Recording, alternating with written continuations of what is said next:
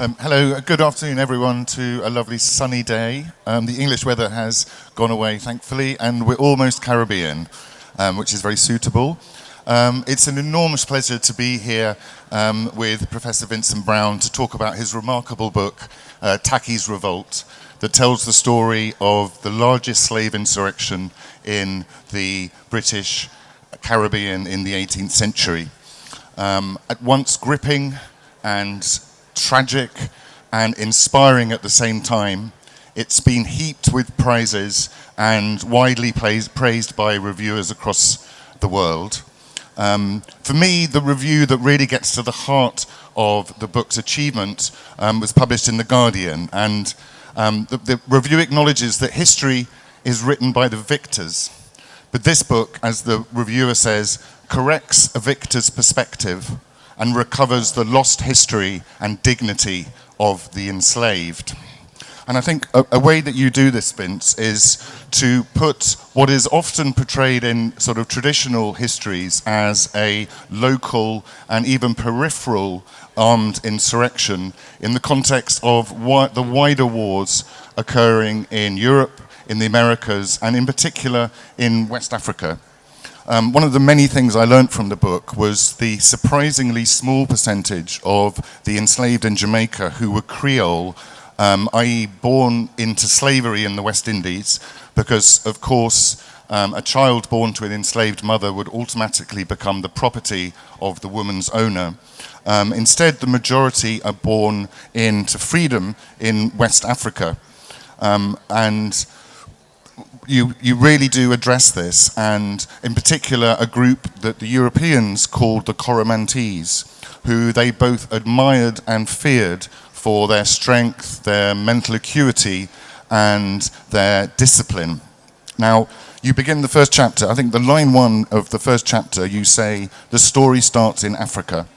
So that's where I think we should start today. I wonder if you could say a little bit about the political situation in West Africa at this time and the relative power balance between Africans and Europeans.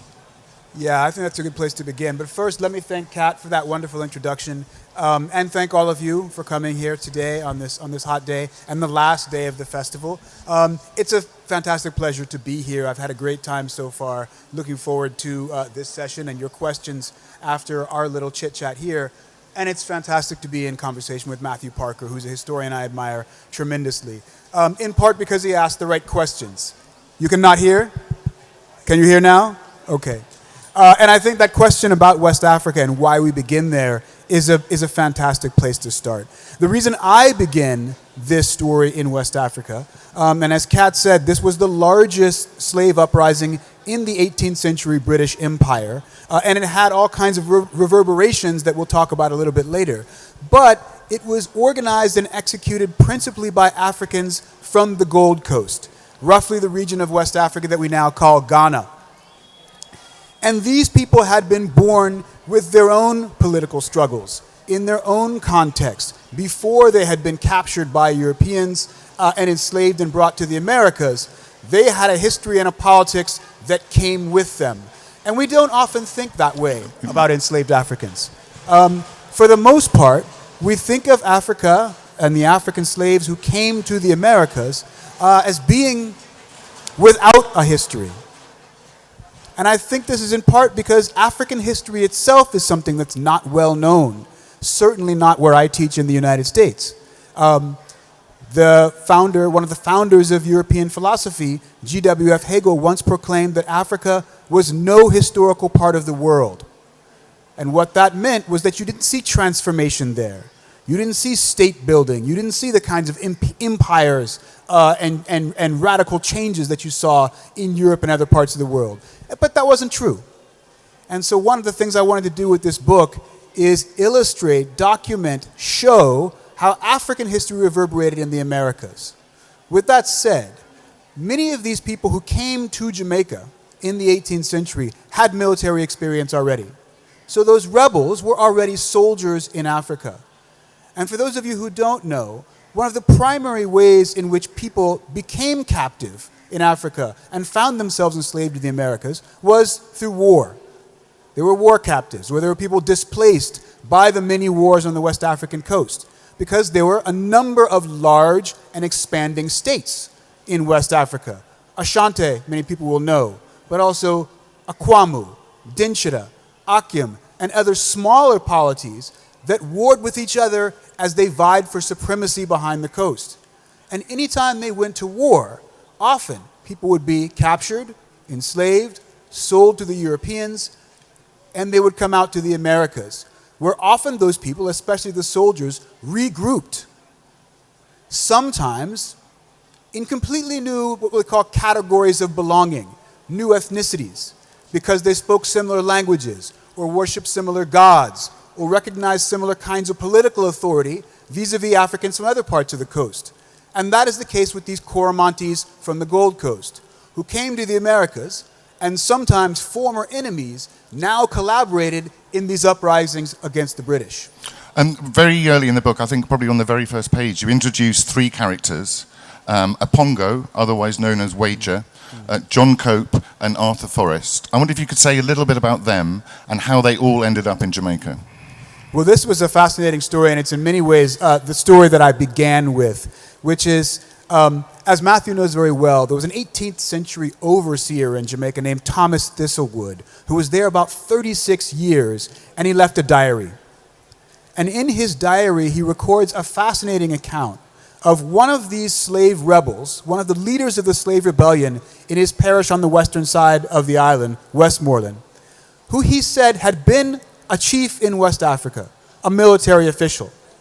And in West Africa, he had been accustomed to going to Cape Coast Castle, Britain's principal fort on the Gold Coast, to trade with Cape Coast Castle's governor or chief agent, right? A man named John Cope. John Cope retired from his post at Cape Coast Castle and ended up in Jamaica with a plantation in Westmoreland Parish.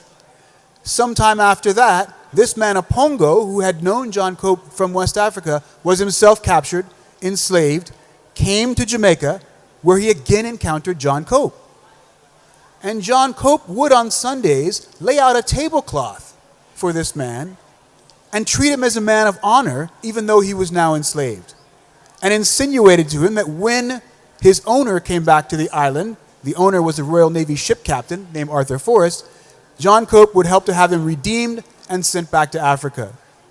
Now, John Cope dies in 1756, just a couple of weeks before Arthur Forrest returns to the island, extinguishing Apongo's hopes of being redeemed and sent home. And sometime after that, he becomes involved in planning and executing this largest of slave revolts in the 18th century British Empire. So the European, the British and European presence in West Africa is fairly precarious, isn't it? Through disease and through the fact that they are very small fish compared to these powerful African polities. In India at this time, of course, we've just had the Battle of Plassey, and the British have taken effective control of Bengal and the Carnatic coast. The Mughals are in decline. The Marathas have taken Delhi. But the Caribbean is a very different story, isn't it? Because Jamaica has been a British colony for 100 years, the other islands even longer. How important was Jamaica and the Caribbean to the British Empire? Yeah, so I mean, it's worth establishing the first British Empire before the real locus of power in the British Empire was South Asia. It was there in the Americas. And Britain had about 26 or more colonies in the Americas, not the 13 that Americans only think of because those became the United States, but 26. And by far, the most important of those colonies in the Americas were those colonies in the Caribbean, right? They were more profitable, they were more militarily significant, and the planters who were there were much better connected politically in the UK. And Jamaica was the most important of those American colonies. If one wants to make a comparison between, say, the wealth of Jamaican planters and the wealth of colonists in a place like Massachusetts, where I now teach, the Jamaican planters were 50 times wealthier than a white person in Massachusetts. So vastly, vastly more important than those other parts of the Americas that we think of as being the heart of the British Empire for the most part. And so Apongo has had his hopes dashed that he was going to be his freedom was going to be bought by John Cope. What kind of life is he and his fellow plantation slaves living at this time? So this gets into the brutality of Jamaican slavery, the brutality of sugar plantation society. Some of you will know that most of the places, almost often when sugar has been grown, it's been grown with enslaved labor. It takes enormous amounts of labor to grow sugar, to mill it fast, process it, and export it. It was also enormously profitable, right? So it took great numbers of laborers to come in. Those laborers were brutally treated, right? And then oftentimes they didn't live more than 3, 4, 5 years. Now that was fine with the sugar planters because sugar was so profitable that it was in fact economically efficient to import laborers from Africa, work them to death within 3 to 5 years, and import new laborers to replace them. And the profits sustained that kind of lifestyle for a very long time. So Jamaica was, any place that was growing sugar in the Americas was an extremely deadly place, a brutal place, and a place that was governed by terror, I think you would have to say. So this man, Thomas Thistlewood, that left this diary is notorious among people who've read this diary for his sadism. He recorded unashamedly the almost daily rapes of enslaved women under his authority. He recorded brutal punishments, sickening punishments that I won't even go into here. But it was the kind of society that was organized only for the benefit of those very few at the top. So, and slavery depended as well on not just on physical terror, but on sort of mental humiliation and degradation. It's one of the essential requisites of slavery. But at the same time, there is, particularly in Jamaica, perhaps because of its topography, there is a continual slave plotting, slave rebellions, and resistance, which climaxes, I guess, in what happened in 1760. Yeah, I mean, certainly any time you have that kind of brutality, that kind of daily humiliation, that is going to demand a response. And that response in Jamaica was frequent and violent. So Jamaica was also, in addition to being the most profitable British colony in the Americas, one of the most unstable. There were major rebellions at least every decade, this being one of the largest in the 18th century, but rebellions happened frequently from the time the British first conquered the island from the Spanish in 1655 all the way through the end of slavery in Jamaica in the 1830s. There were uprisings. And Jamaica provided much more hope. I mean, we look at Barbados, which is sort of flat and isolated. There's nowhere really, if you've run away from the plantation, there's no great hiding places. Jamaica's very different, isn't it? Because it's got this mountainous topography with thick scrub and jungle. And living on the mountains, you have communities made up largely of runaway slaves that are sustaining their independence. The Maroons. I wonder if you could explain who they are, because they are absolutely crucial for this story, aren't they? Yeah. Well, one of the things about Jamaica that makes it so conducive to the kind of rebellions we see there through the 18th century is, as Matthew said, its topography. It's mountainous. It's heavily wooded. There are lots of places where people can escape from the plantations, they can hide out, eke out a life in the wilderness and defend themselves from the planters and from recapture. From the time of the British conquest of the island in 1655, there were always communities of these formerly enslaved people who had escaped to the mountainous areas, to the thick bush, and formed communities. They were able to defend themselves from the planters. These are people we call Maroons.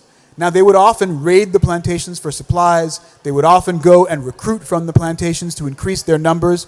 And this was upsetting to the planters who were trying to organize their societies for stability. I mean, it means essentially Jamaica was never completely conquered by the British. That's right. I mean, the island itself always had those unconquered territories, those wild areas that the Maroons could hide out and maintain their own freedom. Now, through the 17th century and in the first couple of decades of the 18th century, the Maroons began to fight increasingly hard-fought battles with the British colonists. So much so that in the 1730s, during what's called the First Maroon War, the British didn't know that they would be able to keep the island. They were not confident they would be able to maintain slave society on Jamaica. And so they signed treaties with the Maroons that granted the Maroons their freedom in these mountainous areas, but also compelled the Maroons to police future slave rebellions and to return runaway slaves to the plantations. So by diplomatic treaty, in order to maintain their freedom, they had to become allies of plantation society. And that, I think, is one of the tragic ironies of this story. And what that means for people like Apongo is it means that sort of easier route to freedom, to escaping from the plantation into the mountains, is now taken away from them to a large extent. And so they decide to plan their own insurrection and across the whole island. Is that the plan? How do they communicate, and what plans do they make? What are the aims that they have? Yeah. Well, I mean, again, so one of the things when those areas of escape are closed off, right, then one of the only avenues available for seeking freedom is to overthrow the entire slave society. And so that is the plan in Tacky's revolt, for the most part, to eliminate slavery in all of Jamaica. Now, in different places in the island, there are different aims and different strategies and different tactics.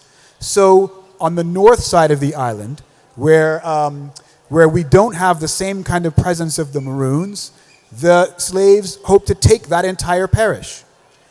On the west side of the island, where some of those Maroons were fighting them alongside the British, they hoped to establish their own Maroon community that they could defend both from those Maroons but also from the planters. And here again, we have to think about the different kinds of aims that slaves had. To eliminate slavery, for sure, but different parts of the island conducted their strategy in different ways. And there was a terrible misstep, wasn't there, on timings? Can you sort of talk us through, because your book is called Tacky's Revolt, but actually that's only a part, actually quite a small part of the whole, what you call the Coromantee War. So Tacky and St. Maria on the north coast, they go too early. Yeah, right. So I just mentioned there were different parts of the revolt, different revolts in different parts of the island. And in that northern parish, the parish of St. Maria, where the revolt started, it seems from the sources that they started a bit too early. So in St. Mary, they revolt too soon for the people in Westmoreland, in the nether parish, to combine with them.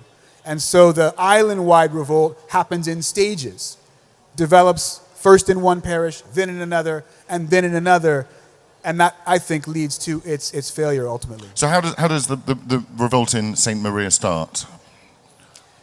Well, okay, so on the night of April 7th, early morning, April 8th, about 100 people on a single plantation in St. Mary Parish organize and march up to the fort at Port Maria, which was the British fort in that parish. They conquer the fort, take all the arms in the fort, and then begin a long march up the main roads of the parish, attacking plantations and burning plantations as they go. They managed to attack, I think, 8 or 9 plantations before they stop and decide to think about what their next move is. And at that point, the militia rallies, organizes, attacks them to no great effect. And again, the British are not sure that they're going to be able to conquer this island until, and this is crucial, they call up the Maroons. And it's in fact the Maroons who helped the British suppress this revolt that leads to their success in eliminating that part of the revolt in St. Mary Parish. In Westmoreland, which has, I think, the lowest proportion of whites to enslaved people, it's like 1 to 16 or something like that. Yeah. That sort of happens a little bit later, but it's on a much bigger scale, isn't it? Yeah. So the planters were worried about what happened in St. Mary because they're always worried about any kind of revolt that happens. But that revolt that was led by this man named Tacky, who's given us the name of the revolt, was much smaller than the revolt on the western side of the island, led by this man Apongo, who I started with, the man mentioned in Thomas Thistlewood's diary. That revolt, the St. Mary revolt, lasted about 2 weeks. The revolt in Westmoreland lasted many months, stretched into a neighboring parish of St. Elizabeth, and lasted all the way into 1761. This revolt started on April 7th, 1760, and didn't end until January or February of 1761. So that Westmoreland revolt is in fact much more consequential to the overall progress of the revolt. So you say in the book that 90% of the population of the island are enslaved. Yeah. So had everyone risen up against the British, surely it would have succeeded. So there's a choice. There's a very interesting bit that you put in your book. Thomas Thistlewood, he's got a choice whether to trust the slaves on his plantation, and he does. He gives some of his key senior slaves weapons to defend him and his property. In other places, a slave owner does the same thing, and the slaves shoot them and go off and join the rebels. So he takes a great risk, and it comes off. So can we put ourselves in the mind of an enslaved African on a plantation who has to make this decision? Because he's seen the burning plantations. He's seen this is a sign of a general uprising, and he has to decide, or she has to decide, do I join the rebellion or do I not? And not enough people joined for the rebellion to be a success. Yeah. So what was going through their mind? What decision making did they have to go through? Well, I think what you're drawing our attention to, which is the fundamental heart of the book, which is we have to take the politics of enslaved people seriously. That they have political choices to make, right? And those political choices are going to be based on their historical experiences. They are 90% of the population enslaved, and yet there are lots of divisions among them that keep them from aligning with each other. Those can be divisions of language for Africans from different parts of the African coast. Those can be divisions in status because people perform different roles in plantation society. The ordinary worker in the fields had a different stake, even enslaved, than, say, a head driver who was also enslaved, or a boiler, someone who was a skilled worker who also might get a little bit more food, a little bit more shelter from the slaveholders, and they might have had different interests then than some of those other slaves. So there are all of these ways in which people had to make these very fast and fraught calculations about who they needed to align with and why, whom they could trust, right? This is why this rebellion was organized by Africans from one part of the coast who spoke each other's language, who recognized similar kinds of political authority, who recognized each other and could form alliances. But everybody had to figure out who they could ally with. And this was a very difficult thing in a society that was so violent, so riven by factionalism and difference, that the planters could divide the enslaved and conquer them that way. So the rebellion is eventually put down. Something like 60 white people are killed, and there were possibly, in Westmoreland alone, 1,000 slaves up in arms against the British. Of those, I think 500 are either killed, or many actually, rather than be captured, they commit suicide. Thistlewood has this grisly mention in his diary of the smell coming from the woods of hanged slaves. And then some 500 are captured. What happens to them? Yeah. So among those captured, a number are executed summarily. Sometimes there are hasty trials, generally without any kind of trial. A number of people are just brutalized and killed on the plantations where they're taken. But a number are also exiled. And so of the 500 or so people that are exiled, we've been able to track some of them. Some of them go to what was then called British Honduras, what's now Belize. Some of them go to South Carolina. Some of them go to Virginia. Some of them are smuggled into Saint-Domingue, what's now Haiti.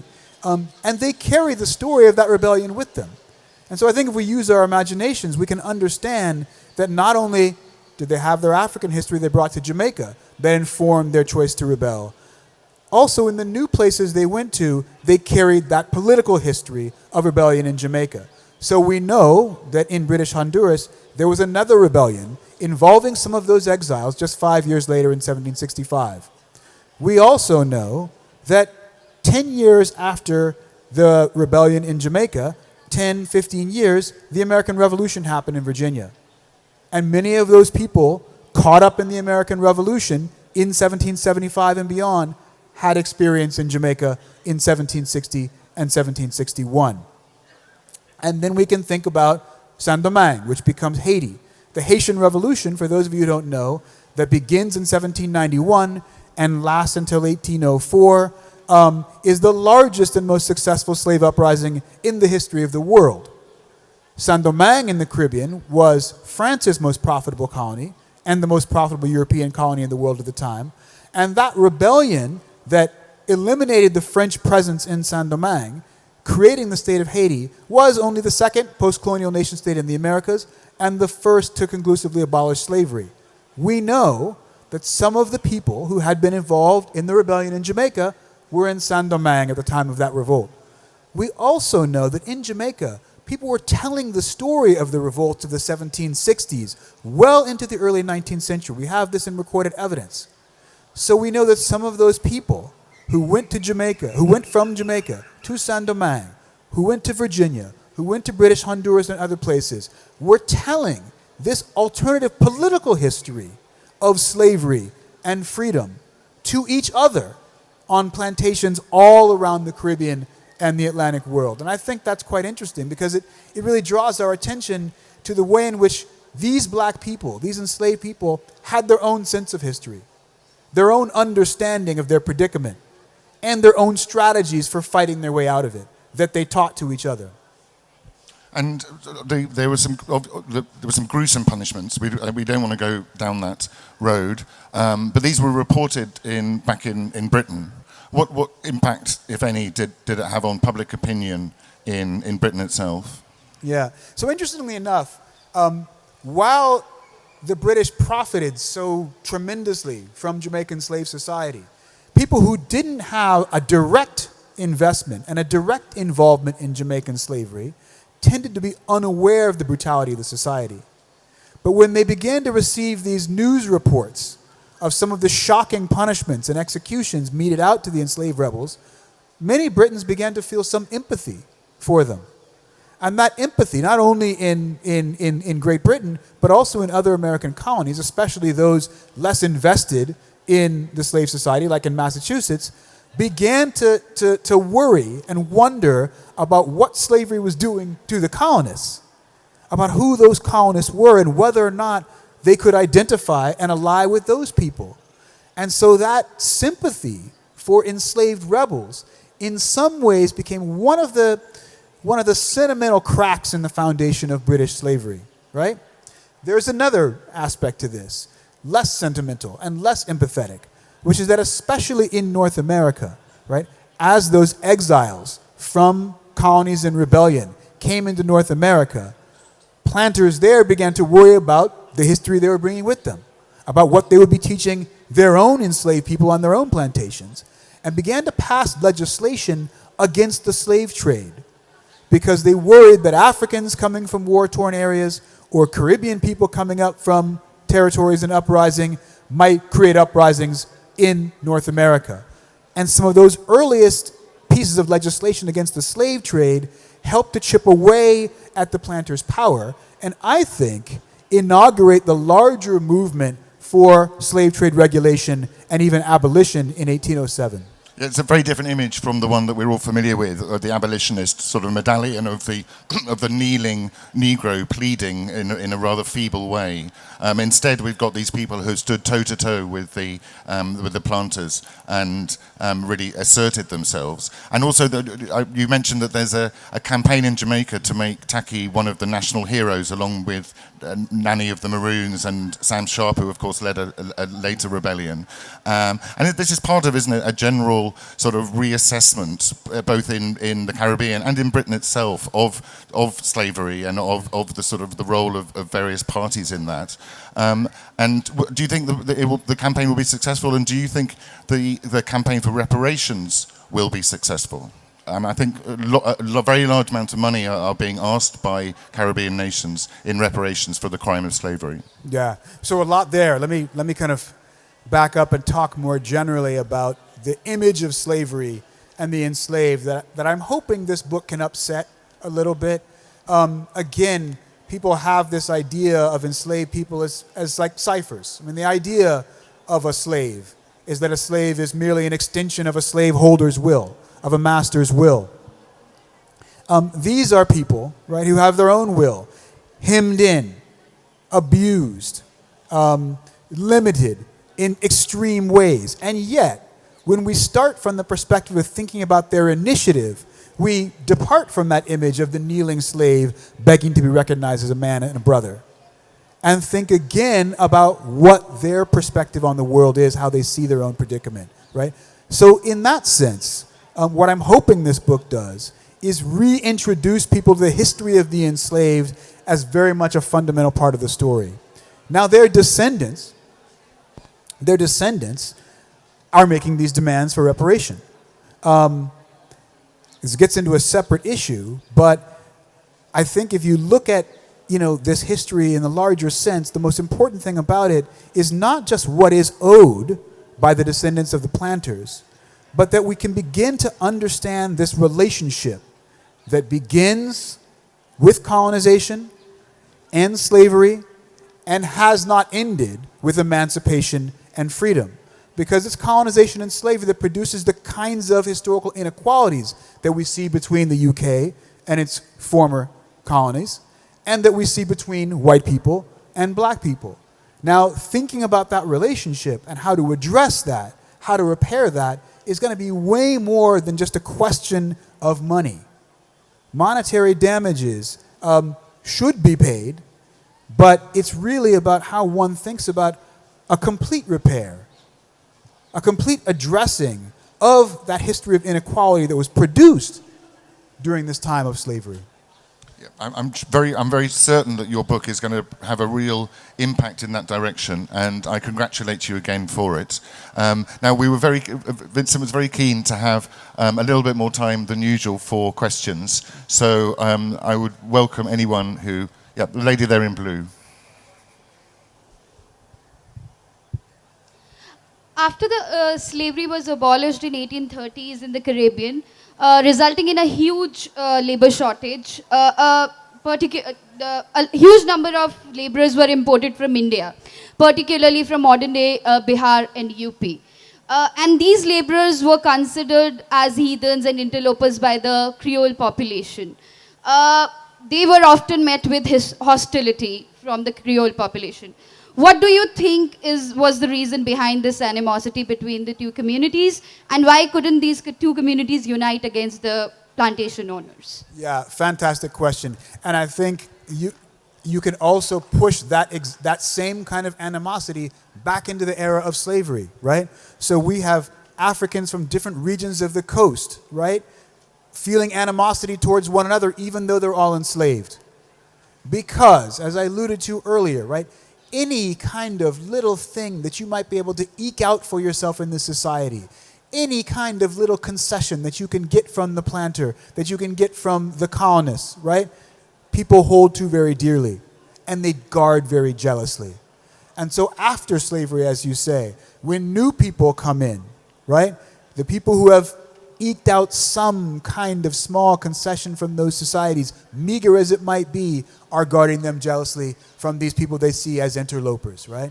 And that, to me, is one of the real tragedies of the story of slavery, but also of the story of emancipation and the indentured servitude of the South Asians who came after slavery, which is they continue to focus on their competition with each other and not, right, on the exploitation of the slaveholders who are running the society for their own benefit. There in the second row with the purple, with the orange. Hi, Vincent. It's a great honor to see you here. So my question is that I'm just still reading your book. In the halfway I'm that. So what made you just delve into this such a great subject of this Tacky's Revolt? Is there any background story that you can tell that made you interested that you should go and research and write on it?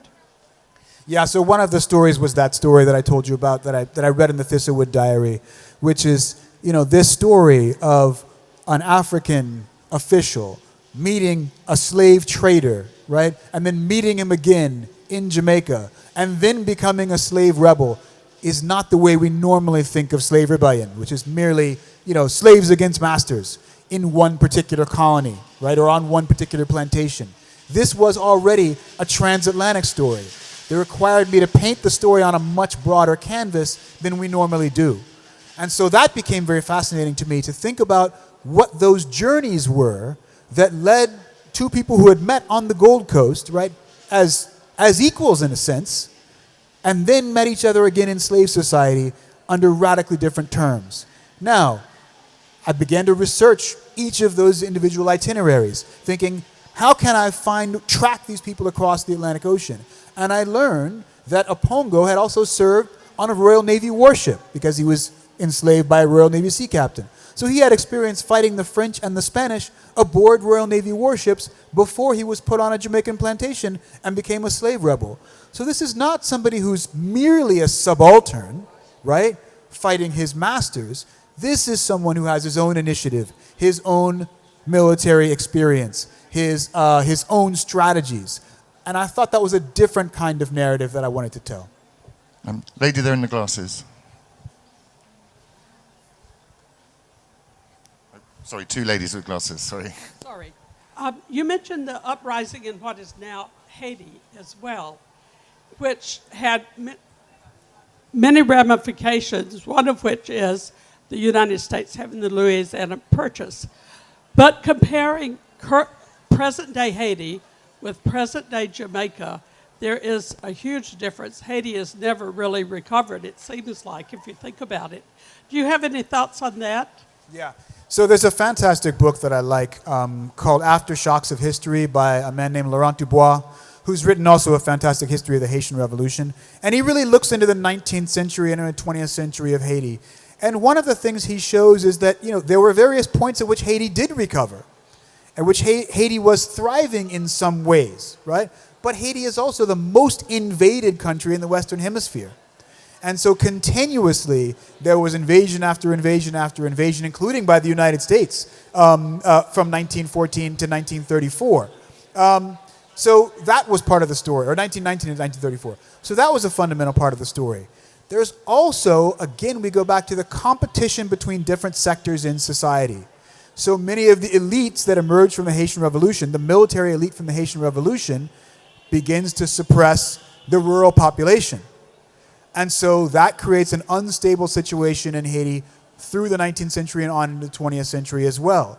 So Haiti has remained impoverished, even though at various points there has been hope. That hope has often been extinguished by both internal and external forces. One of the external forces, obviously, is the French made Haiti pay an indemnity for the crime of having liberated themselves from French colonialism, which they paid for more than 100 years. Yeah, the other lady in glasses.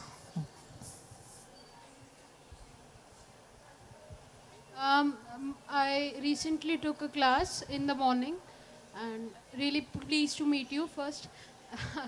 So my professor said that Indian people have a mentality that they are colonized, and they have been colonized for so long that they are slaves. They have a slave mentality. So they are not able to, create. So what are your views on that? As an African country has also been colonized, what are your views on that? Yeah, my first question would be which Indians and which Africans, right? Would always be that. And I actually resist those kinds of sweeping judgments because even, as I said, even in a slave society, right, where 90% of this population is enslaved and brutalized, you have people who are creative, who are taking initiative, right, who, even though their agency is forbidden by law and suppressed by the Royal Navy and the British Army and the militia and these allied Maroons, they're still taking those chances. So I tend to not accept those characterizations. And I certainly wouldn't accept them for India. One of the kind of schools of thought that informed me in my training was, I guess you could call it a school of thought called subaltern studies, especially a scholar like Ranajit Guha. Yes, right? And so you see kind of even people who are colonized, right? When you actually begin to go and look at their history, when you go and explore it in detail and take it seriously and take their politics seriously, those kinds of sweeping characterizations of people as, you know, evacuated of history and uncreative, they just don't make a lot of sense. Yeah. I mean, I think partly if we're ignorant of those subaltern histories, it can seem as if, right, the only characterization of them we have is the characterization by the slaveholders, by the colonists, by the oppressors, right? But when you really begin to look at that history, I believe that falls apart. And it's not easy to do. I mean, let's be honest, like, it's much easier to write the history of slaveholders because they left voluminous records. They talked about what they were doing, right? These enslaved people I'm talking about are largely illiterate, and we have to think about their actions, speculate on their aims, learn about their tactics by reading between the lines of the planters and slaveholders' history. That takes an extra step. It takes a lot of work, but it's worth doing. Otherwise, we're left with this idea that the planters' pejorative characterizations of the enslaved, that the colonists' pejorative representations of Indians, that upper caste representations of lower caste people, that's the truth. And that's just never been the truth. Yep, gentleman at the front there.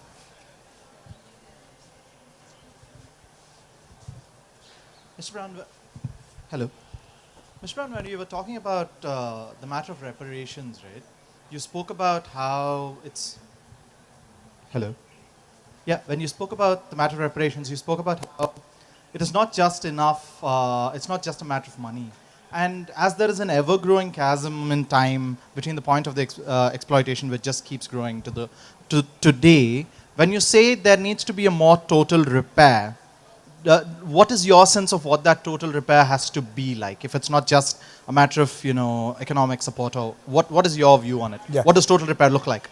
Thank you. So, I mean, I will say, and this is a kind of controversial opinion among people that I generally agree with, but let me throw it out there, which is, I think the state that would pay reparations to you monetarily is the state that wouldn't have to. And what I mean by that is that any state, any entity that continues to exploit you, right, is not really going to pay you the kind of reparations that will lead to the absence of that exploitation.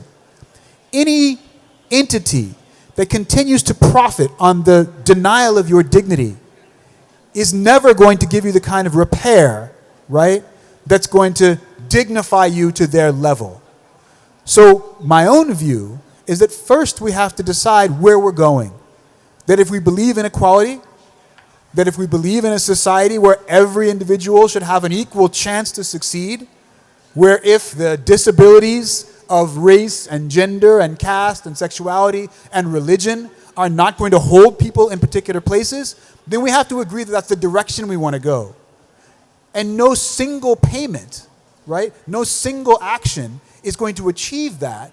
But if we're working toward the same horizon, hopefully we move there together, as opposed to thinking that we can resolve that and create a year zero with one monetary payout, right, or one act of repair. Does that make sense? So for me, it's like, what kind of society do we want to have? Are we working toward that kind of society? And can we work together toward that kind of society? Because I don't believe that there is a number that paid once is going to fix the history that we're talking about here, right? It's a continuous process of repair that has to be engaged in. And that is about our vision for the future. If we believe in a society where people are equal, then let's work toward that.